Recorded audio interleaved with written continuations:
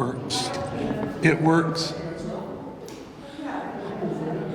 Hi, my name is Al Saulniers, and tonight I'm going to be talking to you about my latest book called The French of New Bedford, The Early Years.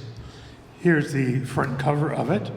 You see various things dealing with New Bedford.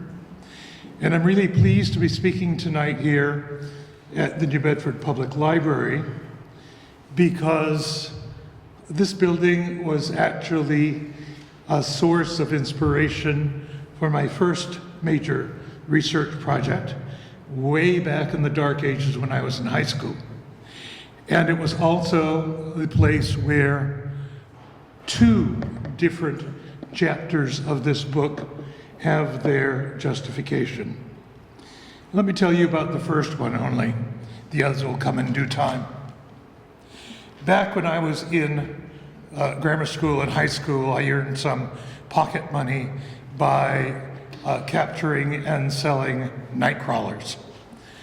And being really interested in that, I looked in libraries, and this library had, at the time, a wonderful volume.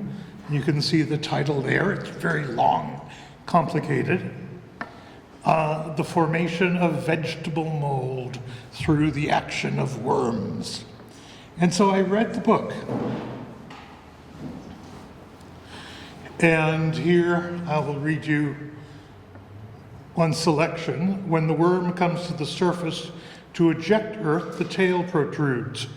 But when it collects leaves, its head must protrude. Worms, therefore, must have the power of turning round in their closely fitting burrows, and this, as it appears to us, would be a difficult feat. And I said to myself as a high school student, Darwin, who'd been studying worms all his life, doesn't know this? I bet I can find out what's going on. And I did. And of course, it got me a top prize at the science fair in my high school, and then off to a regional science fair. But I do have to tell you, when the judge comes up to you and you're coming from a Catholic high school, and the judge said, well, how did you get interested in this? And you say, well, I was reading Charles Darwin. They don't quite get it. So what am I going to do in the book? I give you the most comprehensive account of New Bedford's Franco-American communities, and I give you a basic history from the 1600s to the mid-1930s. And I did it basically to promote pride of place, so that people could be proud to be French from New Bedford. My presentation today will go through the different topics covered in the book, so you have some idea of what the scope is like, and show you less than 5% of the images in the book. So the first question then becomes, who were the French? Well, most of those who were in New Bedford came from Quebec, and they came from Quebec having French ancestry. But there were others who came from Quebec and who spoke French, who had Irish ancestry. And they ended up coming here. They went to the French churches, they sent their kids to the French schools, and they married French Canadian women, but the male name was Irish. Some came from the maritime provinces. Many of those had an Acadian background.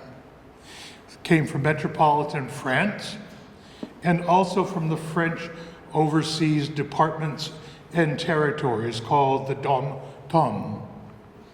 Some came from Belgium, others came from Switzerland, and lastly, others came from the United States of any of those different groups whose parents had migrated, but they were born in the US.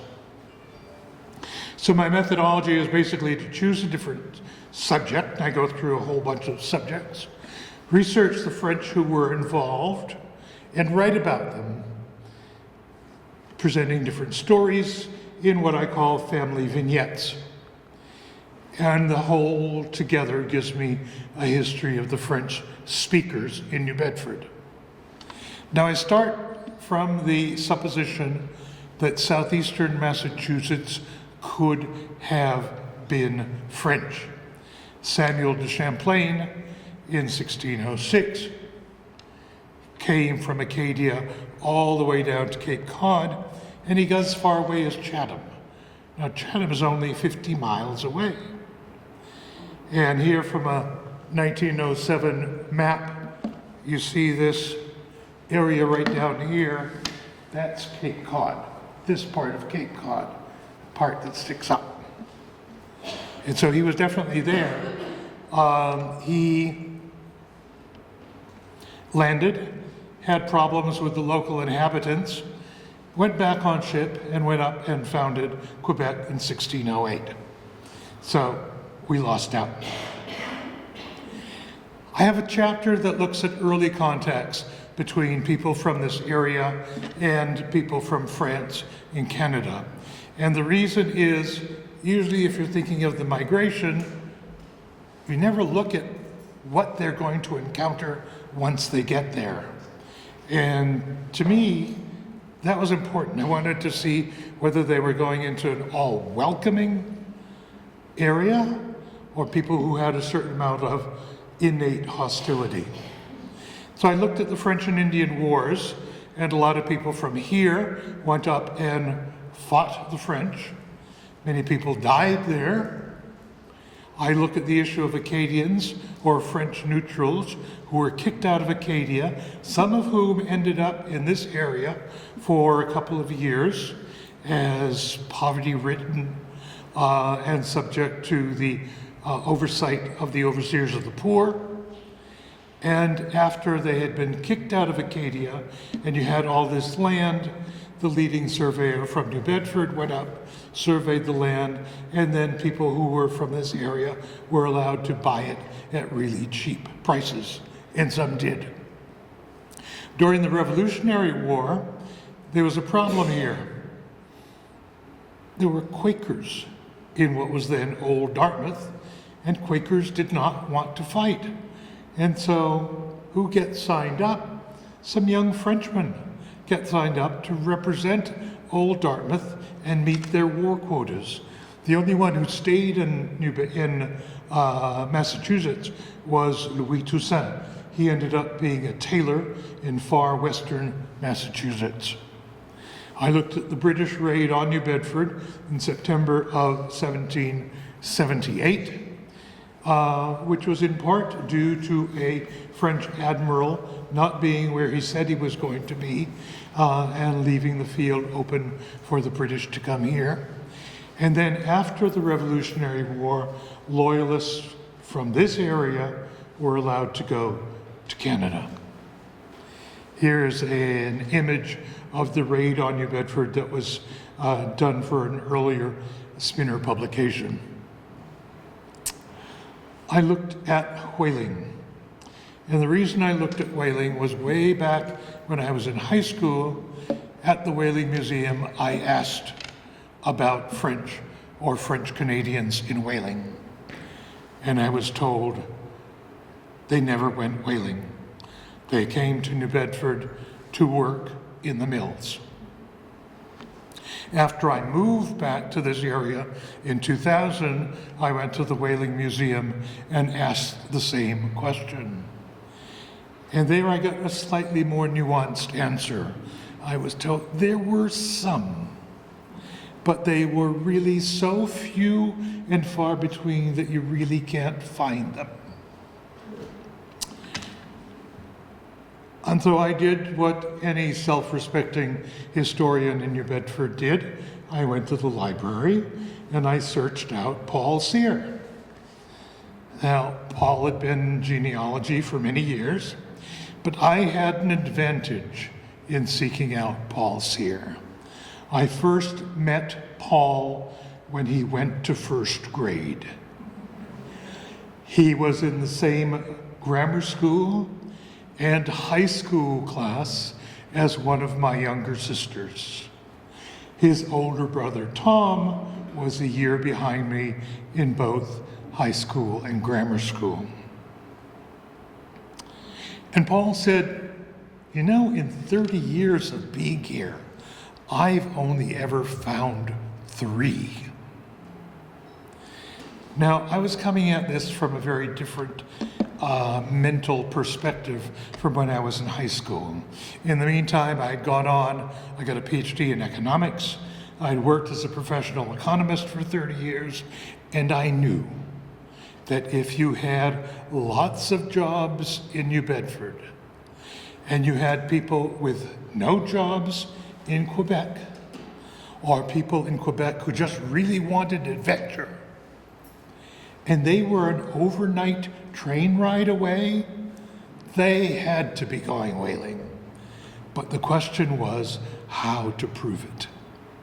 And the solution was upstairs in this card catalog with whalemen's names. I said to myself, so many French names start with le or la. I'll go through the L cards and see what's there. And I pulled a drawer one Saturday morning with my laptop and I started putting in information. And when I started the second drawer, I went over to see Paul and I said, this is what I found so far. And while I was working on the second drawer, Paul was coming over every 5 minutes to say, what have you got now? Because that morning I found about 150. Nobody knew because nobody was asking the right questions. So in the book, you'll find the conclusion, the French did go whaling from New Bedford. And they went from the 18th through the early 20th century. Here's the most well-known New Bedford French whaleman, Arthur Basil Côte-Noire. Côte-Noire went whaling once, and he ended up telling stories about that voyage the rest of his life. On radio in the 1930s, he was billed as the whaling cowboy because he rode a whale. Totally inadvertently, he'd cast a harpoon, the whale knocked him out of the boat, the line to the harpoon went over his back, and the whale sounded. But he lived to survive, and I'm sure he got lots of drinks in waterfront cafes and bars. But the New York Times in his obituary led it with this as a headline, Captain who kicked whale in eye dies. The New York Times, a French-Canadian whaleman from New Bedford. Now, I have a chapter on the Civil War, and again I was told they never fought in the Civil War. They came to New Bedford after the Civil War to work in the mills. So I came to the library again, and I talked to Paul, and Paul said, that sounds strange. I wonder if anybody's ever checked the GAR records. And so Paul went over, there are 3 volumes, they're about this big. They're absolutely humongous, and there's 1 page for each person who was a member of GAR post number 1. And we found 7 people born in Canada or born in France who were members of that 1 post. Found people in other posts, and so I can answer the question, the French from New Bedford bravely fought for the Union in the Army or in the Navy. And here's 1 page from one of those personal war sketches. It's for a man named Jerry Robetoye. You see the name spelled at the bottom, R-O-B-E-T-O-Y-E. Those of you who know French might be able to guess that his name when he was baptized was R-O-B-I-T-A-I-L-L-E,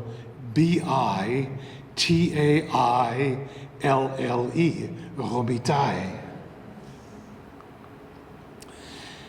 Then I looked at the mills, which was ostensibly the reason everybody thought the French came here. And in the mills, French did all sorts of manual jobs. In the book, I go through every single one of the types of things. I define them. I say what they were doing. I look at some of the French who were doing it, look at where they came from, who they married, how they ended up in New Bedford, and whether they stayed here or not. But the key is that the French tended to be woefully underrepresented in terms of mill supervisory staff. Here's one of the young French girls who worked in the mill. You see her, 14 years old. Her job was drawing in. Drawing in meant, you see all those threads? That's all she did all day. She took them one at a time and put each one through the eye of a long needle-like apparatus all day long, day after day, 10 hours a day. That's why it was young people who tended to do it, who had good eyesight. I looked at strikes. I looked at organized labor, a whole series of strikes. Everybody has in mind the Great Strike of 1928. There were lots of other strikes in which French were implicated. This is an annual daily meeting held at Saulniers' lot in the South End, a piece of property owned by my grand uncle. It's a union organizer named Fred Bidenkamp from New Bedford. If the striking unionists met in the lot, they were safe. If they met in the street or on the sidewalk, they could be arrested. So my granduncle made the lot available to them. This is Aurelia Lebeau. She's also on the cover of the book. She was a French-Canadian union leader for New Bedford, the first woman in New England elected secretary of any textile union. And during the strike of 1928, she was sent to Montreal as sort of an ambassador of the striking unionists to explain to the labor unions in Montreal and to explain to the French-Canadian newspapers what the strikes in New Bedford were all about, looking for moral and in some cases financial support. I looked at inventions in the textile sector, and the term Yankee ingenuity was not limited to Yankees. The French and French Canadians were able to get patents for virtually every single task done in the mill. The most prolific was a man named Joseph Lacroix. He was fascinated with loom shuttles, these things that carried the threads back and forth.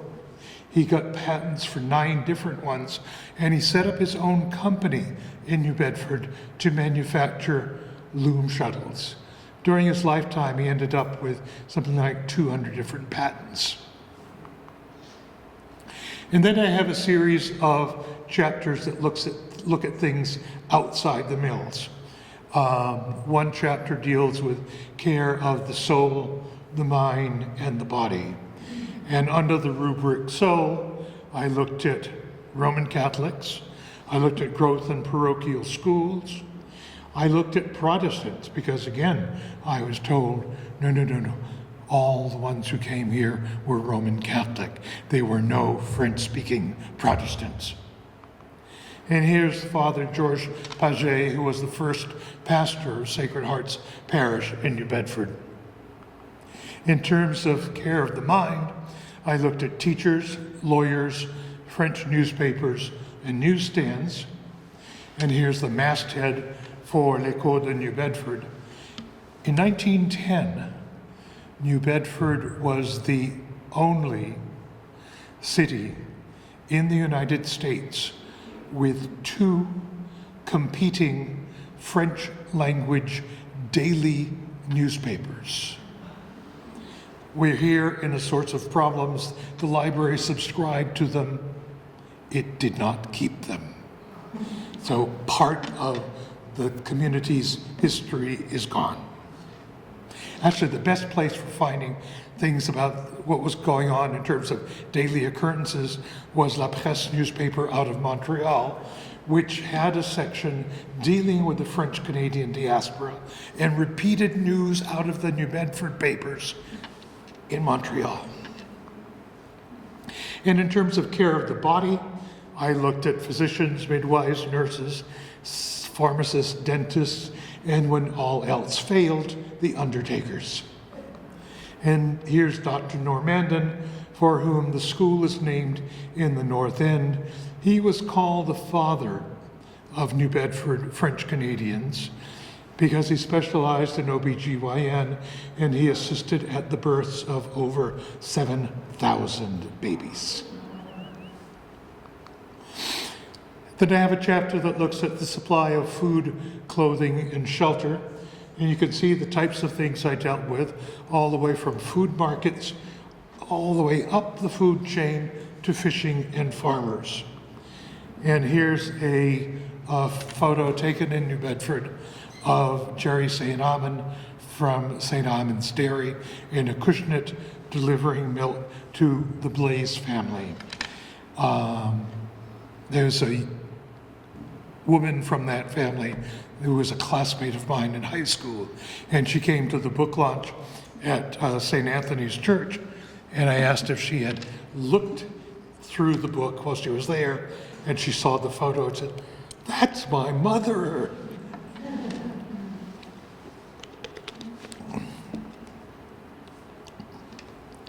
And then I looked at supply of clothing, ready-made clothing, men's and women's custom clothing, milliners, shoes and boots.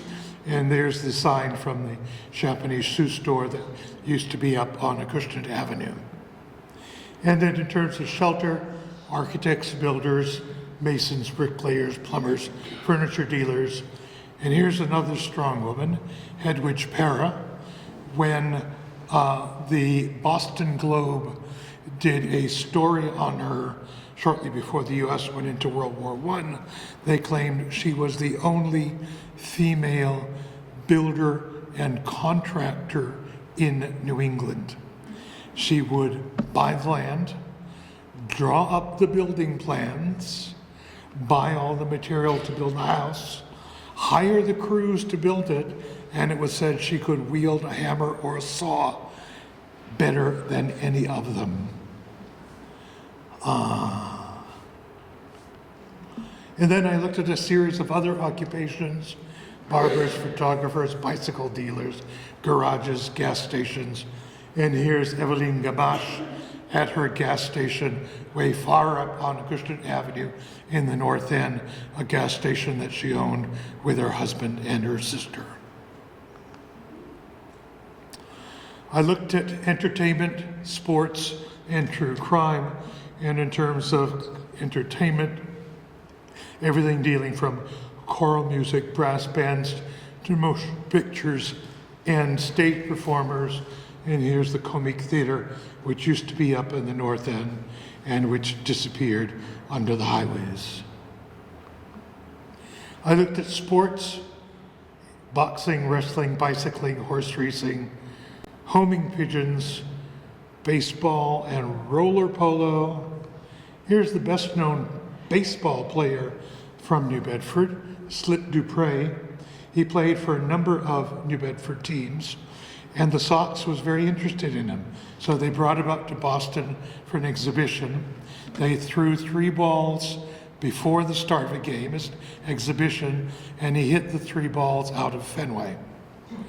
They said, he might be really interesting, but we are at the limit in terms of our roster. So they sent him to a Hartford team and later on to a Portland, Maine team. Up there, he injured his shoulder and so never made it to the White Sox, or Red Sox. His father, when he played in Connecticut, father was named Joseph Dupre and lived in New Bedford as well, had been a teammate of Hall of Famer Connie Mack. In terms of true crime, there wasn't very much to report in terms of suicide and murder, but there were a couple of nice, bloody, violent ones, so I threw them in.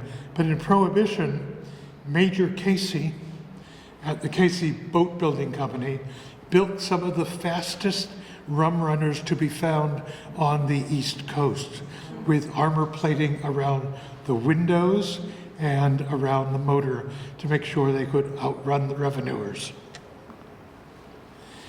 I looked at government service, I looked at elections, appointments at the city level, police and fire department staffing, and state elections. Here's Joseph Combe Jansen, who was the first French Canadian elected to the New Bedford City Council. Before he moved to New Bedford, he had an interesting background. He was living in Rhode Island and went back to Quebec, joined the Canadian Army to help repel an invasion from the United States. The Fenians, after World War II, were Irish, many of whom had fought in the Civil War and decided to take up arms against Great Britain, taking over land, taking over access to railroads in order to try to force the British to negotiate and free Northern Ireland. I looked at Franco-American organizations. I looked at more than 100 different ones. Some of them were for French Canadians, others were for Acadians, others were for French or other Europeans. Some allowed members of any of the different groups. At one point, there were 2 separate insurance companies for Acadians in New Bedford. I looked at how they were formed, evolved, many cases merged, and some of them eventually disappeared. And here's a picnic at one of the organizations taken in the early 1920s. It was a picnic of the Lacordaire Society and the St. Joan of Arc Society. The Lacordaire Society was men only, St. Joan of Arc, women only. They were societies of teetotalers. And the picnic was held at my grandfather's farm. And my mother's in there as a 2-year-old. I looked at military service. At the end of the war, I'd already looked at Revolutionary War and Civil War service, Spanish American, Philippine American, World War I. I looked at 4 different groups, people from New Bedford, French from New Bedford, who fought for the Belgians, who fought for the French, who fought for the Canadians, and who fought for the United States. And here's a funeral of Paul Joseph Tremblay, who was with the 55th Artillery, United States. It was the first funeral in the 55th Artillery. And the regimental historian could not understand why the people in this little tiny village took Tremblay under their wings. They would come to see him while he was sick. They attended his funeral en masse. They were willing to talk to people and tell them about their own families. To me, it was logical. You got a young kid who speaks French in a town where many of the young men had already been lost to the war. You can see why the people would take him under their wings. There are certain lessons we can get from all the family vignettes that I put into the book. There's some that deal with differences in terms of migration.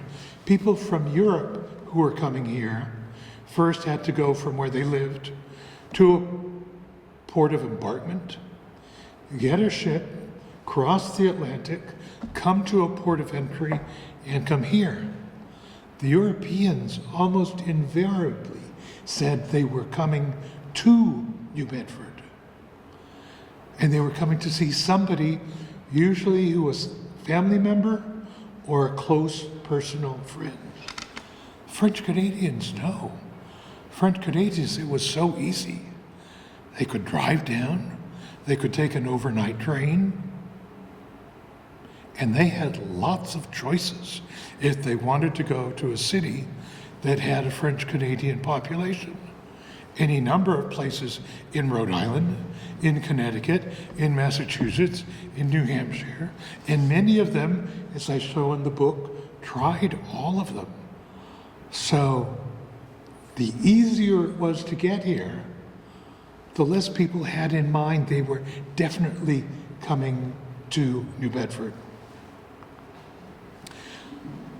Part of the whole migration process meant a change of identity. First names changed.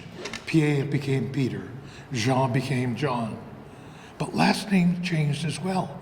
One of the best examples is a pastor at the Unitarian Church whose name was Boivin. Of course, that's a good French name, but it's not the name he was baptized under. His father had come to the US, and his father had decided to change the family name. So he was baptized as a drink wine instead of Boivin. He went back and accepted the traditional French way of pronouncing his name. Religions also changed as a result of migration. 10% of the marriages that I looked at in New Bedford were not Roman Catholic marriages. They took place in 12 different localities, including some with the JP at City Hall. And so religion was part of that flux of moving to a new identity. I mentioned a couple of strong women. Ida Morissette Marcotte was another strong one. Her life experience was just so different from what is expected. She got married in Quebec. She had 3 kids in Quebec, and the family decided to move to the US. So they didn't come here. They went to a small farming community in Wisconsin. And they farmed in Wisconsin. They had more kids in Wisconsin and needed more land.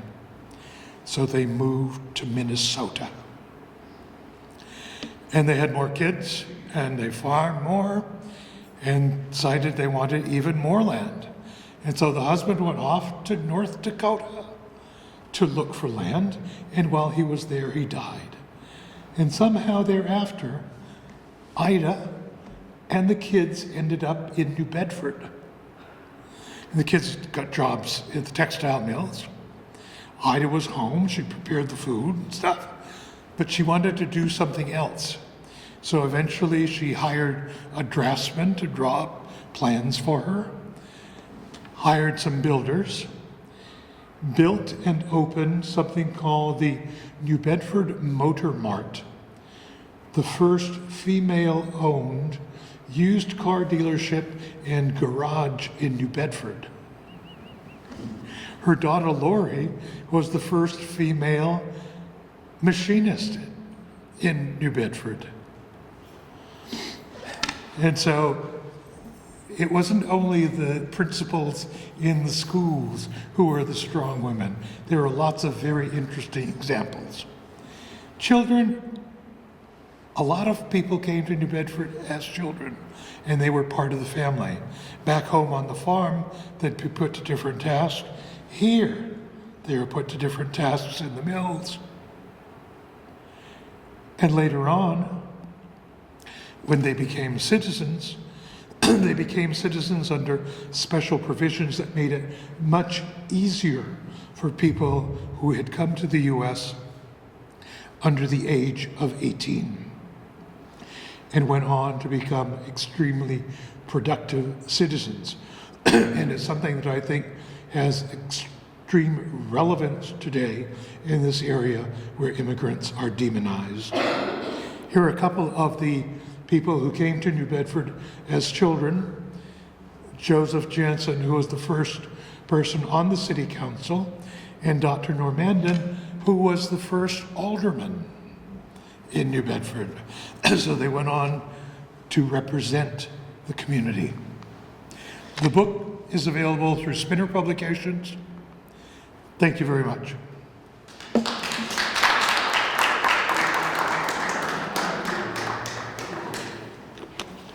If anybody has any questions, I'd be willing to take them. If anybody wants me to sign, let me sit down later on. You talked about how easy it was to get here from Canada. Is there any section in the book that says where they came? The railroads, the roads? I did not go into the detail of which city or town they came from. If they came from the maritime provinces, I mentioned that. If they came from the province of Quebec, I mentioned that. They came from other places, but at the provincial level. Just wondering where we find out. How do we find out where they came? How they came? I tend to use, see, Were they border crossing? Library and Archives Canada has available for free searching the Canadian census records up to 1921.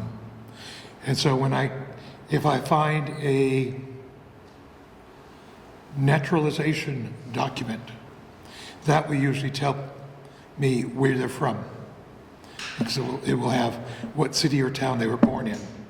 And then I can go back and look at the census and see. Well, I was wondering, did they hop on the train? Where were the trains? Is there maps of the trains? Where were the trains? Oh yeah, the trains through Montreal. They were like down here. Where did they get off? Here? Yeah, you said it was easy to get here. They had to get off somewhere. Oh, that was at Pearl Street. Is the exact same lines that are here now? Well, no, because it's not bringing passengers yet. I was wondering what the historical records are about the transportation. Yeah, it was, but so many of them didn't come here.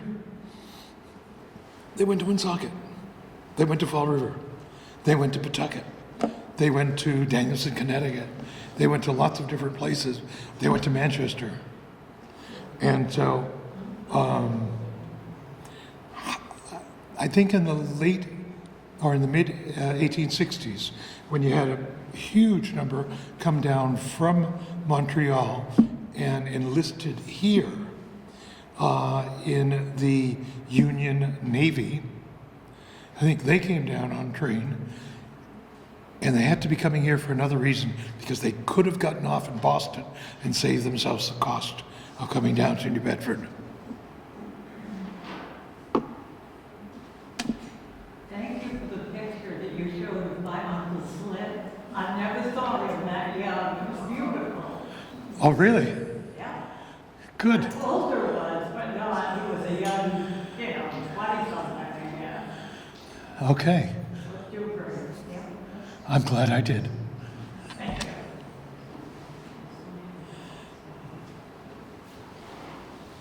Super, yes.